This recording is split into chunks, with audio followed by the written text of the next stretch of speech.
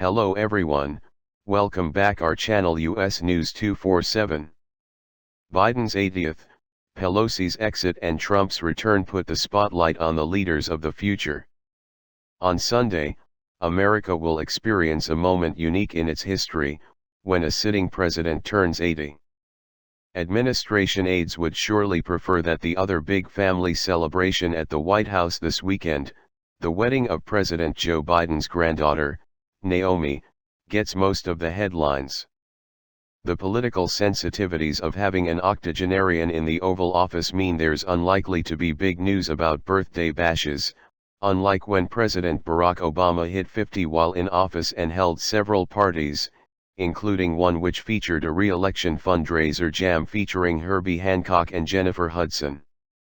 Biden's entrance into his ninth decade will only bring fresh speculation about whether he will run for re-election, a decision he says will be made with his family.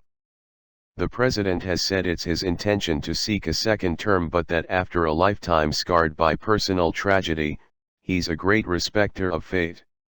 Whatever happens, the question of the president's health and mental capacity is certain to be at the center of any 2024 campaign, both because Republicans will put it there and because it's a reasonable concern for voters sizing up their commander-in-chief. Biden's birthday comes at a moment when the question of how old is too old to serve in top political leadership posts is under a new spotlight. On Thursday, for instance, House Speaker Nancy Pelosi, 82, announced that she would step down from the leadership as the Democratic Party moves into the minority in the next Congress. "For me, the hour's come for a new generation to lead the Democratic caucus that I so deeply respect," Pelosi said, in a floor speech that felt like a moment when an era came to an end. After 2 decades at the top of her party in the House, Pelosi was doing something that is fundamental to a democracy's capacity to sustain and regenerate itself.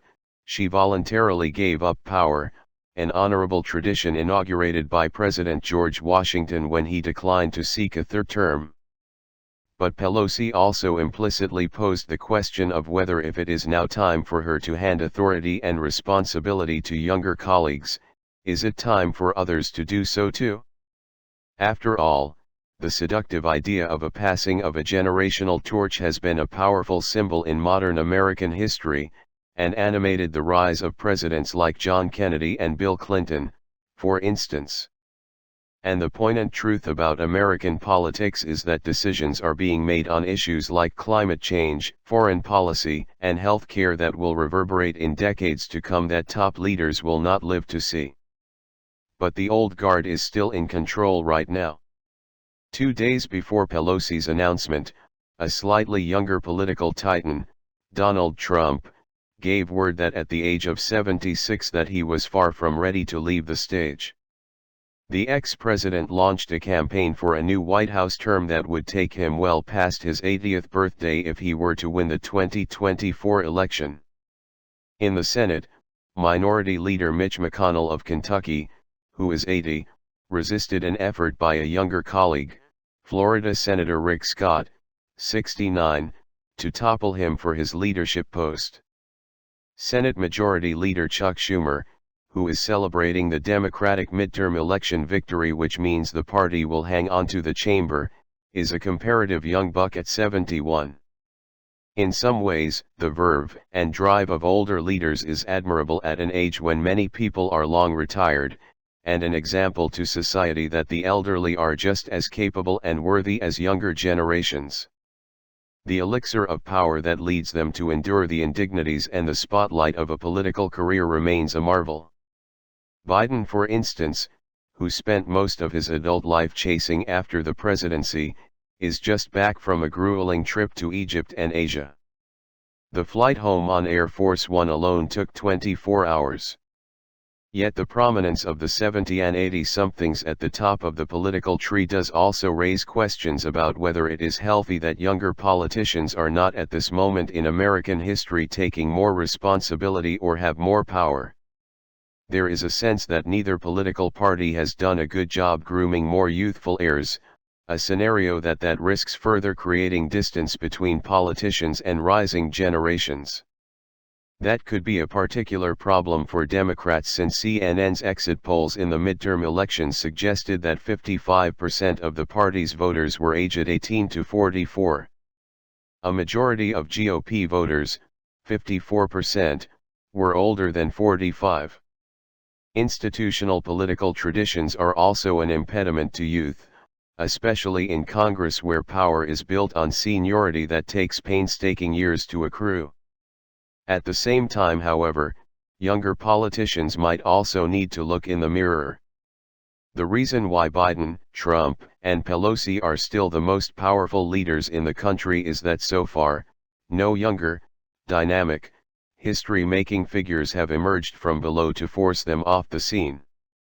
Biden and Trump fought off younger rivals in their presidential primaries and proved themselves to their own sets of voters. Pelosi's skill at keeping her conference together and supporting Democratic presidents made her an icon in her party, and apart from a few periods of grumbling from younger subordinates, she escaped serious leadership challenges. Here's one indicator of the dearth of up-and-coming talent in the Democratic Party: the most energizing campaigner in the midterms was from a younger generation, but since he'd already served 2 White House terms, ex-President Barack Obama served to emphasize the lack of top talent on the Democratic bench. Trump meanwhile may have more to fear from a young pretender. Florida Governor Ron DeSantis, 44, was born in the 1970s, at a time when the most recent Republican president was filling tabloids as he carved a reputation as a wheeler-dealer and New York City playboy. When DeSantis was born in 1978, Biden was already running for his second Senate term. If the Florida governor were to win the GOP nomination and face Biden in a general election, the president would face the unappealing prospect of standing on a debate stage with a rival who was roughly half his age. Trump's early announcement of a third presidential campaign this week failed to unite the party around him amid growing criticism that the ex-president's election denialism was responsible for suppressing a GOP red wave in the midterms.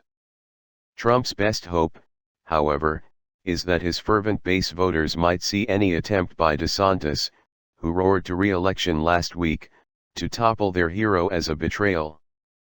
That is one reason why DeSantis, who after all, has time on his side, might ultimately decide to give the 2024 race a pass.